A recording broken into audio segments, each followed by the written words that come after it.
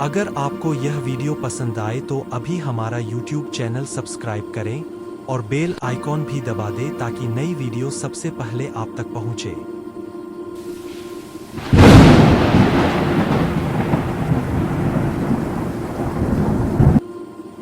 نحمده ونصلي على رسوله الكريم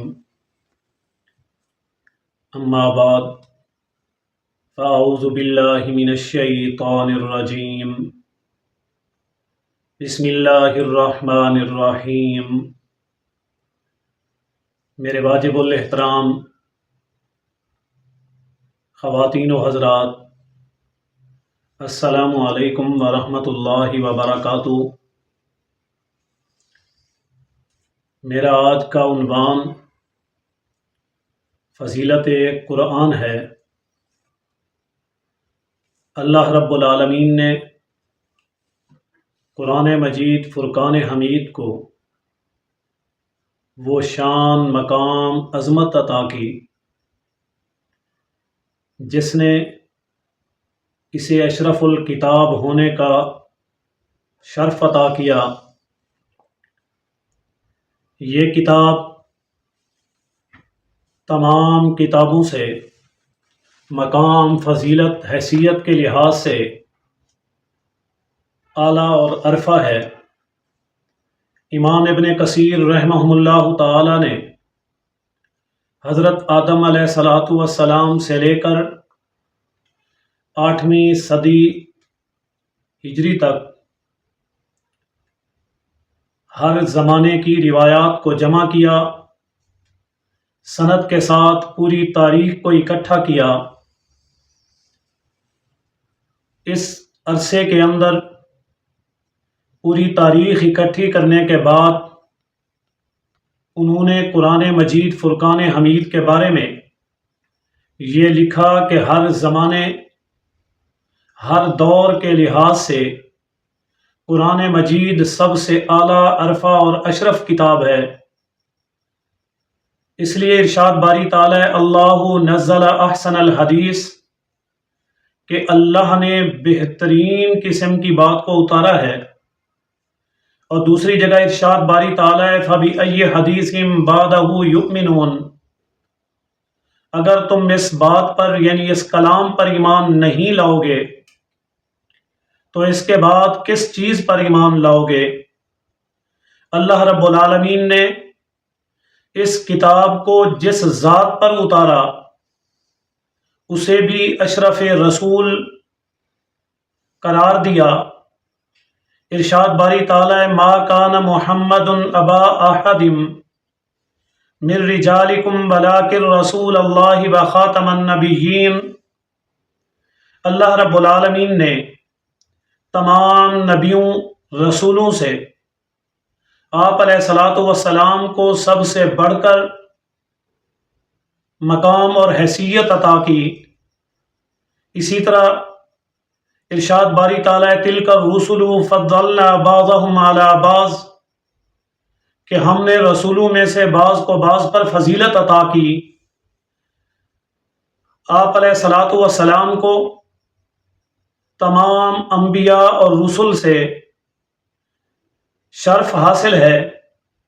اسی طرح یہ کلام اللہ جس فرشتے کے ذریعے اللہ رب العالمین نے حضور علیہ السلام پر نازل فرمایا اسے بھی اشرف فرشتہ قرار دیا۔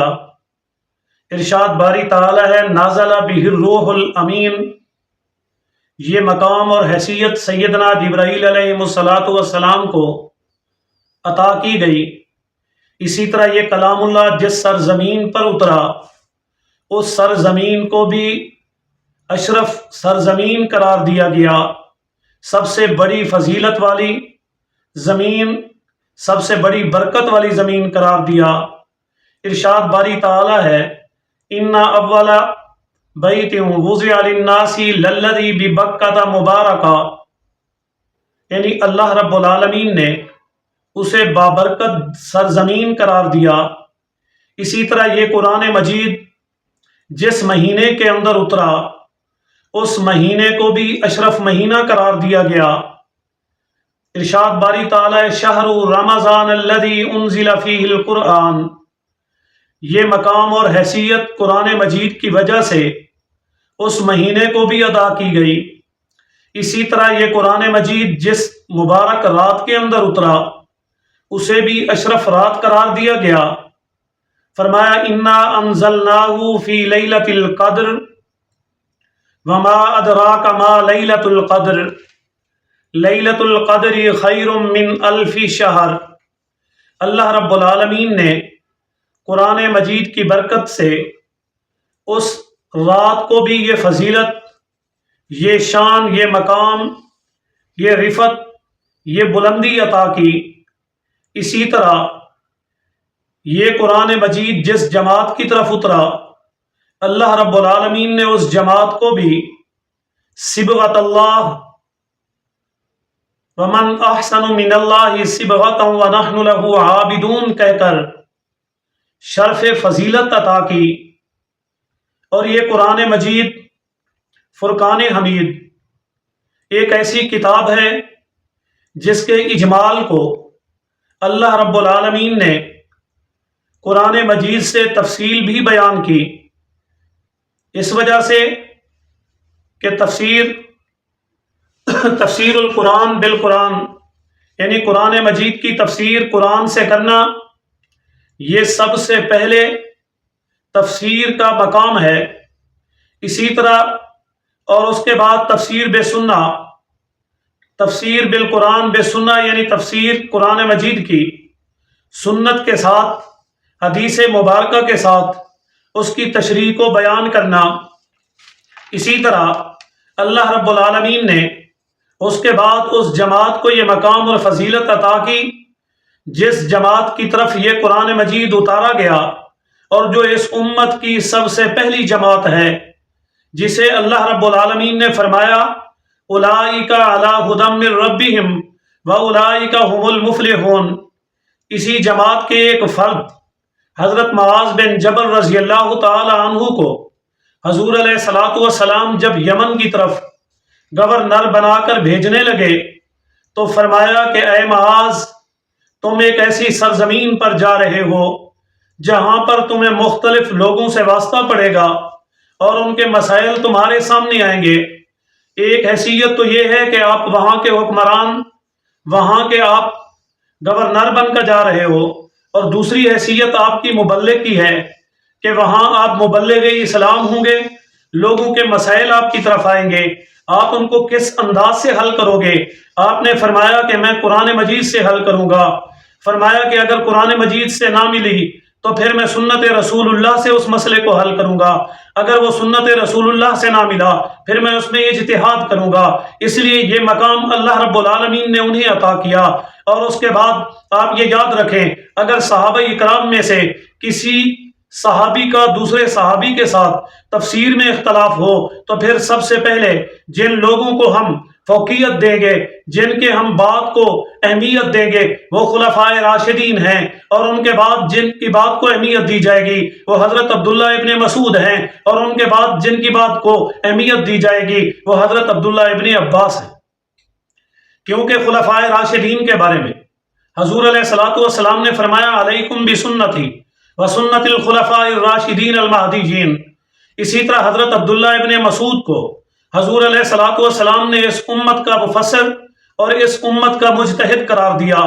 اسی طرح حضرت عبداللہ ابن مسعود رضی اللہ تعالیٰ عنہ کے بعد حضرت عبداللہ ابن عباس کو آپ نے دعا دی کہ اللہ آپ کو قرآن مجید کا ماہر بنائے۔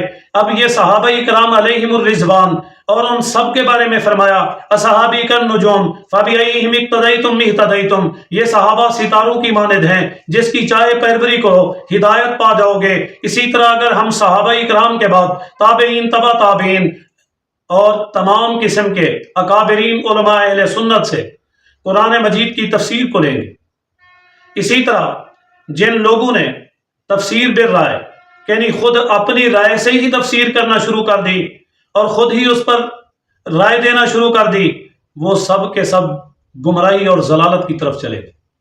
اب ان میں سے اگر آپ دیکھنا چاہیں غلام احمد پرویز کو دیکھ لیں، مرزا غلام احمد قادیانی کو دیکھ لیں، اسی طرح بہت سارے ایسے لوگ آئے جنہوں نے تفسیر عقل کے ساتھ کرنا چاہیے۔